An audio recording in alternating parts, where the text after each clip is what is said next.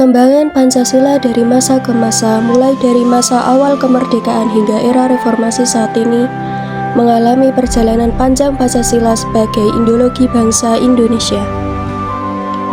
Pada masa revolusi fisik, yaitu setelah proklamasi, Pancasila disahkan sebagai dasar negara. Namun masa ini tidaklah mudah. Bangsa tetap berjuang mempertahankan kedaulatan melawan agresi militer Belanda dan gangguan dari dalam negeri. Di masa ini, energi pemerintah terkuras demi pengakuan kemerdekaan Indonesia.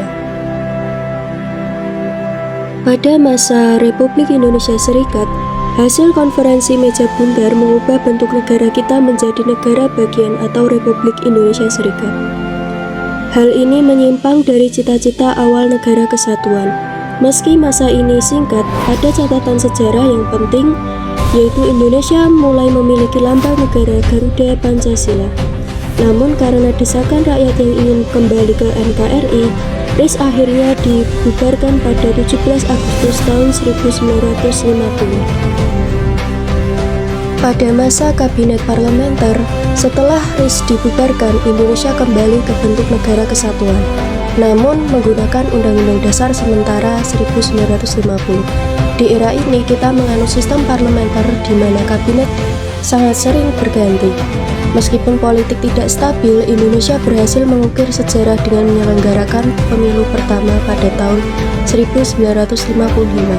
Tugas besar pemilu saat itu adalah memilih Dewan Konstituante untuk menyusun Undang-Undang Dasar yang tetap. Namun sayangnya Dewan ini gagal mencapai kesepakatan setelah bersidang selama bertahun-tahun. Setelah kegagalan konstituante dan situasi negara yang semakin darurat, pada masa demokrasi terpemimpin, Presiden Soekarno mengambil langkah tegas dengan mengeluarkan Dekret Presiden 5 Juli 1959. Dekret tersebut menyatakan pembubaran konstituante dan berlakunya kembali Undang-Undang Dasar 1945. Secara otomatis Pancasila dikembalikan pada rumusan aslinya yang termaktub dalam pembukaan Undang-Undang Dasar 1945. Namun di masa demokrasi terpemimpin terjadi pemusatan kekuasaan pada presiden dan puncaknya terjadi gejolak politik hebat pada tahun 1965 yang menguji ketahanan Pancasila sebagai ideologi bangsa.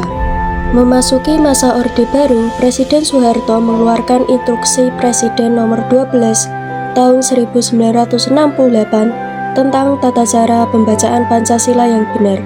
Pemerintah kemudian menetapkan P4 atau Eka Prasetya Pancakarsa yang berisi 36 butir pedoman hidup.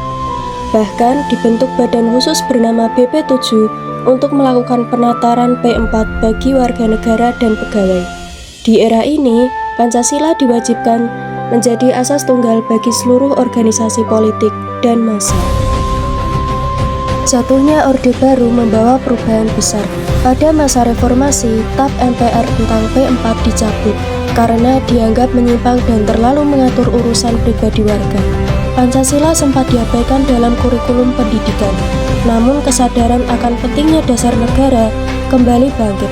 Pada tahun 2018 dibentuklah Badan Pembinaan Ideologi Pancasila, yaitu BPIP. Puncaknya, Presiden Joko Widodo menetapkan 1 Juni sebagai hari lahir Pancasila untuk merawat semangat asli perjuangan bangsa.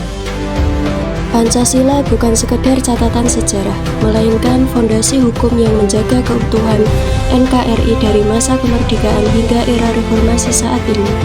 Bagi kita generasi muda, Pancasila merupakan pedoman berperilaku atau way of life.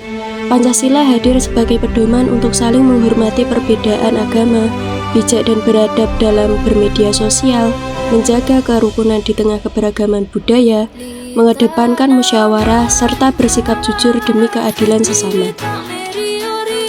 Pancasila terbukti tangguh melampaui berbagai tantangan zaman.